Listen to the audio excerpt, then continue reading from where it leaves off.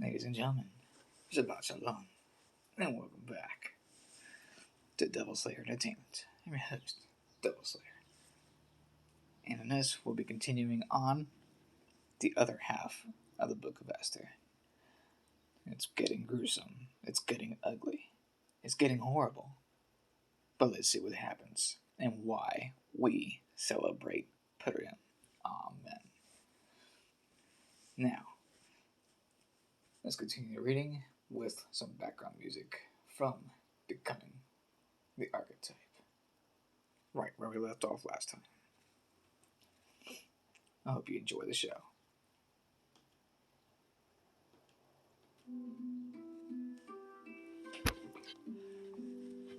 And I hope the noise doesn't impede my voice.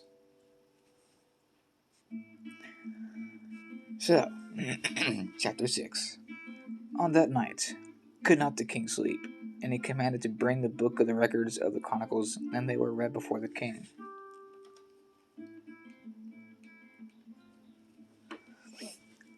And it was found written that Mordecai had told Bigthana and Teresh, two of the king's chamberlains, the keepers of the door, who sought to lay hand on the king Ahasuerus.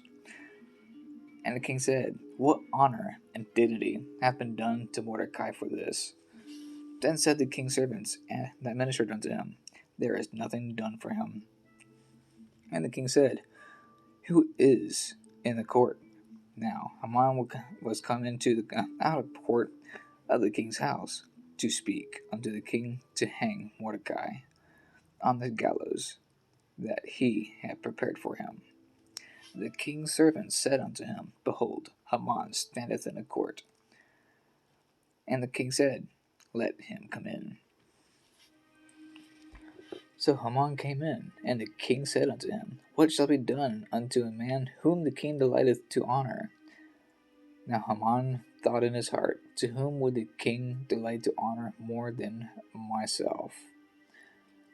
And Haman answered to the king, "For the man whom the king delighteth to honor, let a royal apparel be brought, which the king useth to wear, and the horse that the king rideth upon, and the crown royal which is set upon his head. And let this apparel and horse be delivered to the hand of the one that the king's most noble princes, in the hand of one of the king's most noble princes, that they may array that man withal, whom the king delighteth to honor, and bring him on horseback through the street on the city. Proclaim before him, thus shall it be done to the man whom the king delighteth to honor."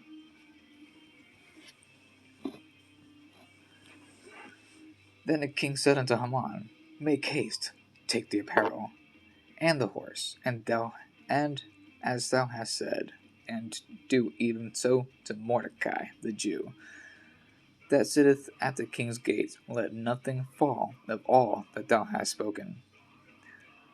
Then took Haman the apparel and the horse, and arrayed Mordecai, and brought him on horseback through the street of the city, proclaimed before him, "Thus shall it be done unto the man that the king delighteth to honor." And Mordecai came again to the king's gate, but Haman hasted to his house mourning, having his head covered. And Haman told Zeresh, his wife, and all his friends everything that had fallen him, everything that befall him.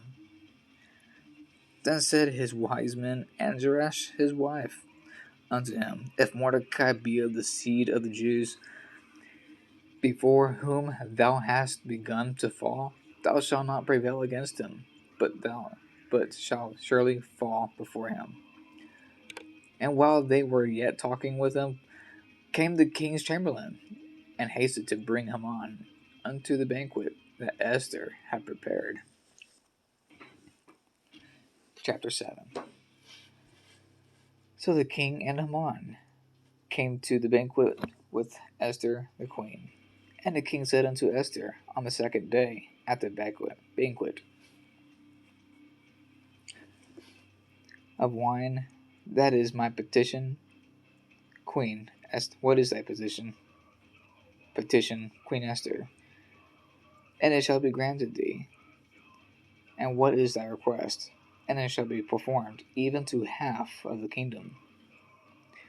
Then Esther the queen answered and said, If I have found favor in thy sight, O king, and if it please the king, let my life be given me at my petition, and my people at my request.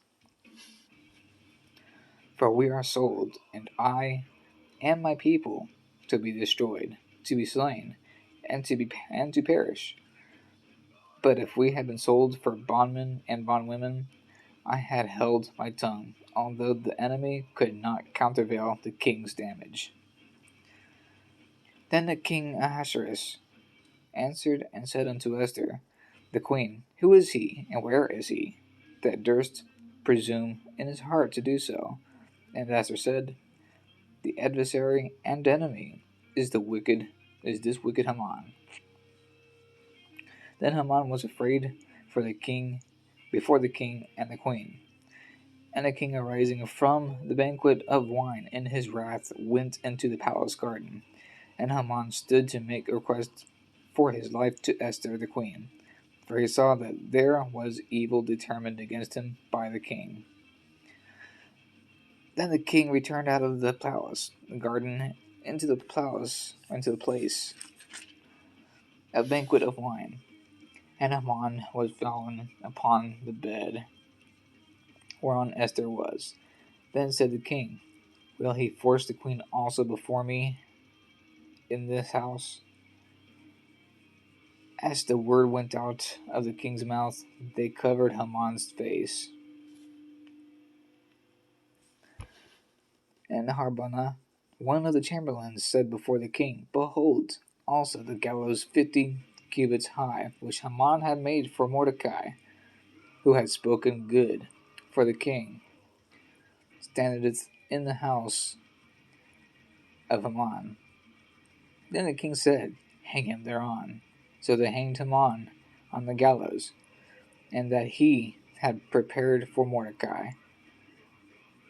Then the king's wrath pacified. And on that day did the king Ahasuerus give the house of Haman, the Jews, enemy unto Esther the queen. And Mordecai came before the king, for Esther had told what was unto her.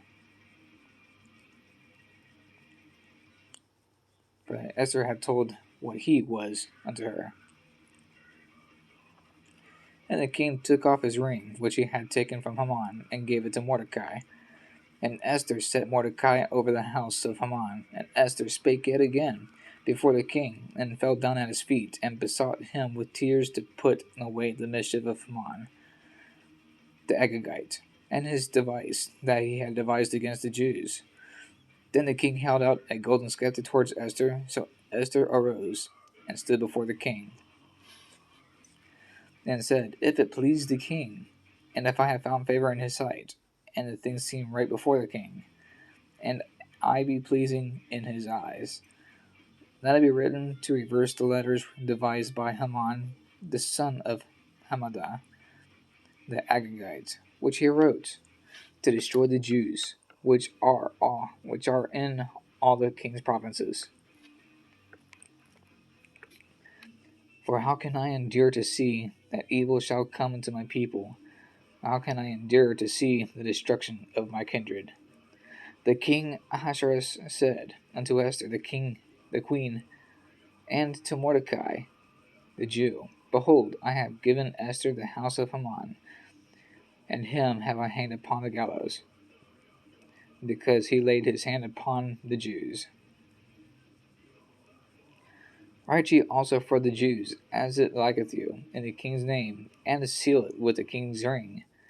For the writing which is written in the king's name, and sealed with the king's ring, may no man reverse. Then were the king's scribes called at the time of the 3rd month, that is, the month Sivan, and 23 day was the 23rd day. And it was written according to all that Mordecai commanded unto the Jews, and to the lieutenants, and the deputies, and rulers of the province, which were from India unto Ethiopia, and to 127 provinces, unto every province according to the writing thereof, unto every people after their language, and to the Jews according to their writings and according to their language. And he wrote in the king Ahasuerus' name, and sealed it with the king's ring, and sent letters by posts on horseback, and riders on mules, and camels, and young dromedaries. I've never heard of a dromedary, anyways.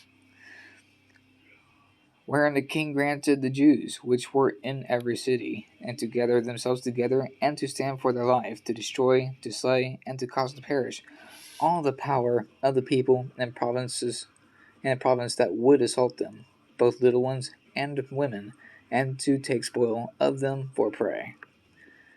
Upon one day in all the provinces of King Ahasuerus, namely upon the 13th day of the 12th month, which is the month Adar, the copy of the writing for a commandment to be given in every province was published unto all people, and that all the Jews should be ready against the day to avenge themselves on their enemies.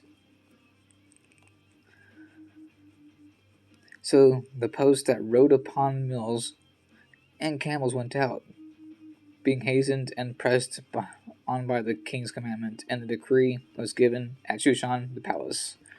Then Mordecai went out from the presence of the king in royal apparel of blue and white,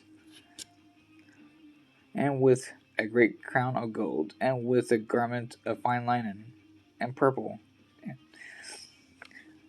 And the city of Shushan rejoiced and was glad, and the Jews had light and gladness, and joy and honor. In every province and in every city wherein the king's commandment and his decree came, the Jews had joy and gladness, a feast and a good day, and many of people of the land became Jews, for the fear of the Jews fell upon them. Now in the 12th month, that is the month of Adar, on the 13th day of the same, when the king's commandment and his decree drew near to be put to execution, on the day that the enemies of the Jews hoped to have power over them, though it was turned to the contrary, that the Jews had rule over them that hated them. The Jews gathered themselves together in their cities throughout all the provinces of the king Ahasuerus, to lay hand on such as sought their hurt, and no man could withstand them, for the fear of them fell upon all people. And all the rulers of the provinces, and the lieutenants, and the deputies, and the officers of the king helped the Jews, because their fear of Mordecai fell upon them. For Mordecai was great in the king's house, and his fame went out throughout all the provinces. For this Mordecai waxed greater and greater. Thus the Jews smote all their enemies with a stroke of the sword, and slaughter and destruction, and did what they would unto those that hated them. And in Shushan the palace, the Jews slew and destroyed 500 men. And Parshendatha, and Dalphon, and Asbatha, and Poratha, and Aldalia, and Aridatha, and Parmasha, and Arisai, and Aridiah, and Vajestha, the 10 sons of Haman, the son of Hamadatha, the enemy of the Jews, slew they. But on the spoil laid they not their hand. That on that day the number of those were slain in Shushan the palace was brought before the king. And the king said unto Esther, the Jews have slain and destroyed 500 men in Shushan the palace, and the 10 sons of Haman. What have they done in the rest of the king's provinces? Now what is thy petition, and it shall be granted thee? Or what is thy request further, and it shall be done? Then said Esther,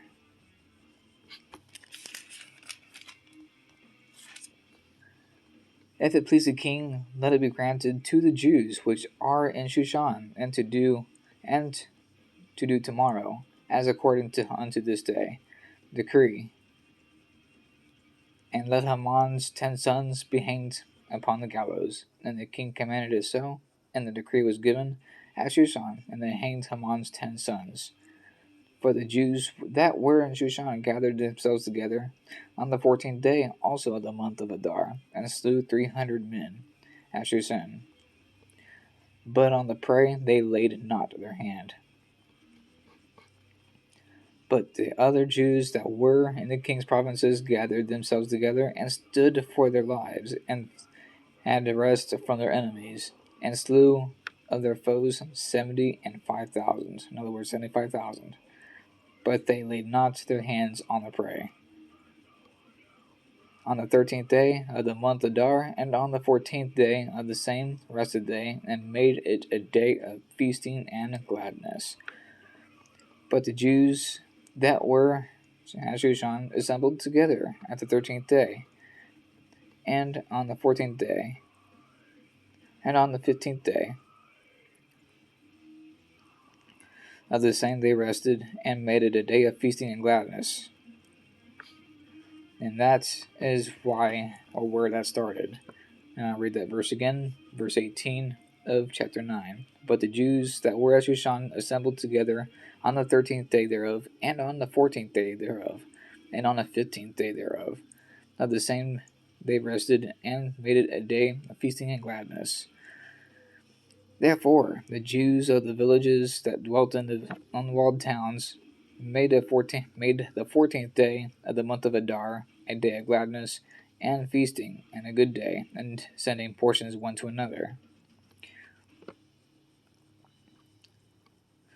And Mordecai wrote these things and sent letters unto all the Jews that were all in the provinces of the king Esther, both nigh and far, meaning both near and far, to establish this among them, that they should keep the 14th day of the month of Adar and the 15th day of the same yearly, as the days wherein the Jews rested from their enemies, and the month which was turned unto them from sorrow to joy, and from the morning into a good day, that they should make them days of feasting and joy, and of sending portions one to another, and gifts to the poor.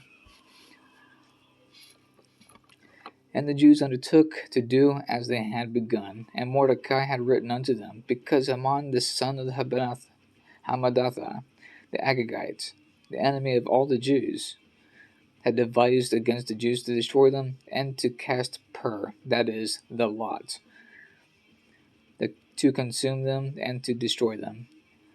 But when Esther came before the king, he commanded by letters that this wicked device which he devised against the Jews should return upon his own head, and that he and his sons should be hanged on the tree, or say, hanged on a gallows. Wherefore they called upon these days Purim, after the name of Pur.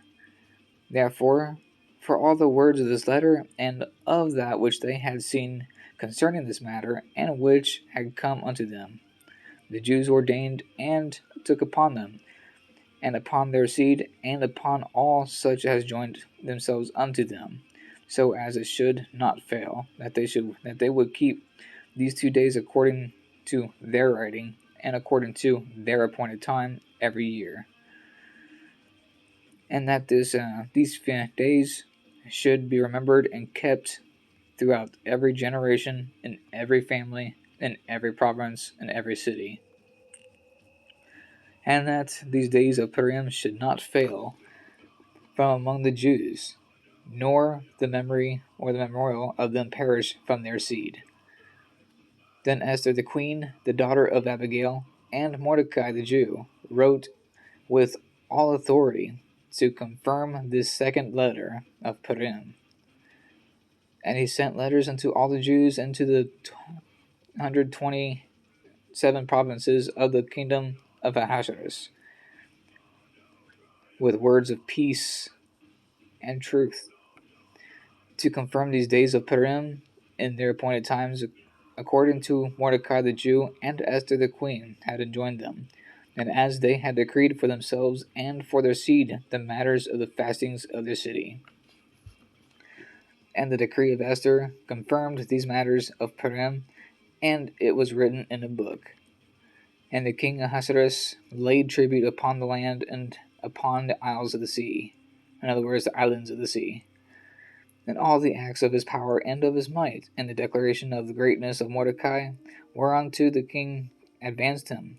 Are they not written in the book of the chronicles of the kings of Media and Persia?